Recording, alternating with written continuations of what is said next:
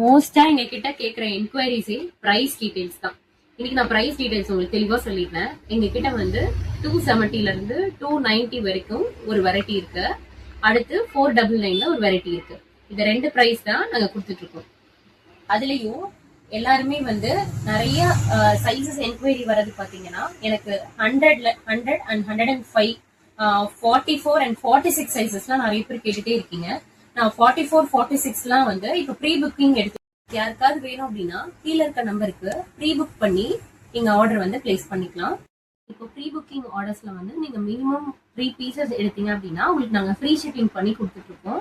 1 or 2 pieces எடுத்தீங்க அப்படின்னா ஷிப்பிங்கோட தான்.